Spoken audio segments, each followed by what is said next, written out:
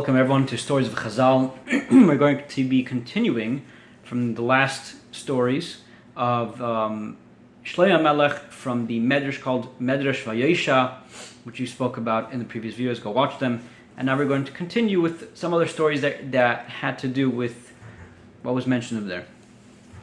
So the following story continues that shlomo hamelech is continuing to travel in the air on his cloak.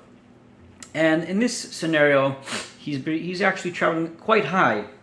And he sees from very high above, he's been traveling now for 10 days and 10 nights, and he sees at what point a massive castle of sorts, a massive tower, and it's all built from extremely good gold. So Shlomo tells his ministers, his generals, he says, I've never seen such a castle in my life, in the whole world. Now Shlomo has been around, right? He's traveling, and he's searching, and he knows riches, he knows greatness, and this was something unique to him. So Shlomo hamelech tells the wind, which he was riding, which was lifting them, he said, go down, bring me down. So the wind took him down, he descended, and Shlomo went, him and his general, the human general, we mentioned in the last previous stories he had a few generals, that he had the human general's name was Asaf ben Berechio. And they were touring, they were scouting out the area around the castle, and it had quite a unique smell. The plants over there, the way it describes the medrash is that they had a smell similar to the Garden of Eden, Gan Eden, whatever that is. But they couldn't find an entrance to this building. They're having difficulty with that. So they were definitely very bewildered. Where is the entrance? So trying to figure that out. How do we get in? So while they're doing that, trying to figure it out, him, shlomo hamelech, and his general, the human general, the general of the Shadim, right, which we mentioned is named in the previous videos, that we said his name was Remirot. He came to Shlomo hamelech, why are you so worried? You look pretty worried. So Shlomo hamelech told him, he said, I'm very, I can't figure this out. I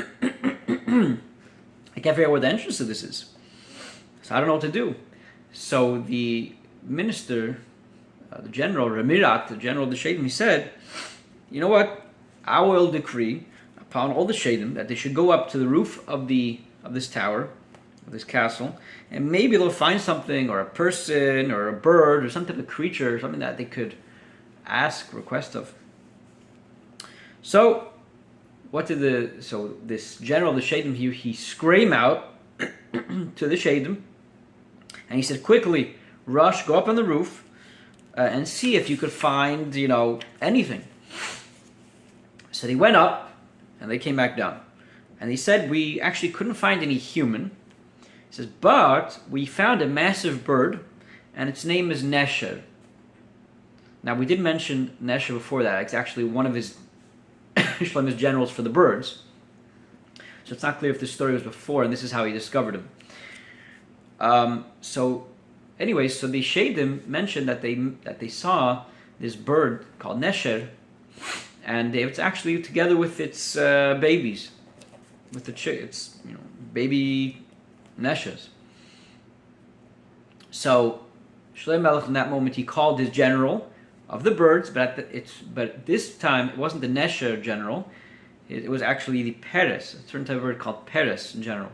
So it seems like this story might have been before, or maybe after. Maybe he switched in between.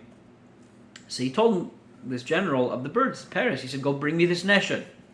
So the Peres went, and it brought the nesher to Shlomo, and it was singing.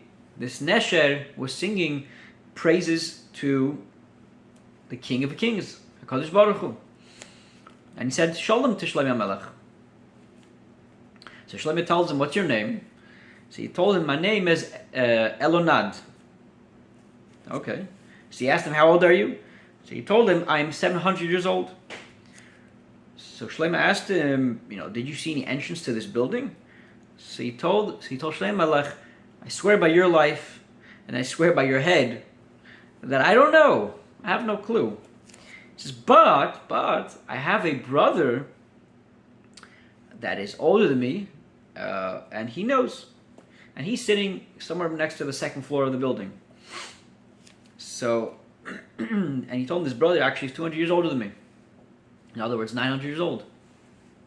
So Shlomo tells the Peres, his general of the birds, okay, go send the Nesher back home, wherever it was around the building, and bring me his bigger brother. So he went, and he disappeared. They didn't find him for at least an hour. And then he came back to Shlomo together with the bigger brother, the Nesher's bigger brother. And this bigger brother was also praising God, his creator. And he said Shalom to Shlomo hamelech. And he stood between Shlomo hamelech's hands. I guess it seemed like it was a small bird that was able to stand between Shlomo hamelech's hands. So Shlomo hamelech asked him, what's your name? So he told him, my name is Eloif, which the word, actually, Eloif, is really can make it made up of two words. El means two, or it could be Kale, God's name. Oif, bird. So he asked him, how old are you? So he told him, I'm 900 years old, like his brother mentioned to Shlomo. So he asked him, do you know anything about if there's an entrance to this palace, to this tower? So he says, I swear by your head, by your life, by your head, I have no clue. So he says, but I have an older brother who is 400 years older than me, and he knows these things. And he's sitting by the third floor of the building. Okay. So Shlomo hamelech tells his general, the Peres of the birds, he says, go get this guy back and bring me the bigger brother. So he went, and he disappeared.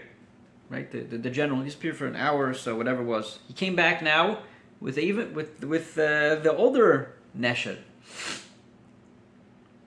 Now this one was very old, and he couldn't really fly so well. So the Peres, the general of the birds, had to actually carry him on his wings to bring to Shlomo. And he was also giving praise to God, to his creator. And he said, Shalom to Shlomo hamelech. And Shlomo asked him, what's your name? So he told him, my name is El To'amar. Interesting name. So he told him, how old are you? So he told him, I'm 1,300 years old. So he asked him, do you hear if there's an entrance to this building?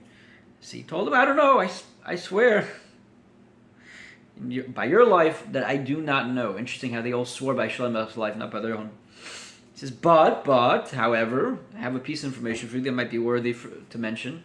My father told me that there is an entrance on the western side of the building, but it's covered up by earth from many years of it being just desolate. And if you want, tell the wind, command the wind, that it should blow away all the earth that's covering the house, and you'll see this entrance actually come out of, it will pop up. For the rest of the story, we will continue, God willing, tomorrow. Stay tuned, and make sure you follow us.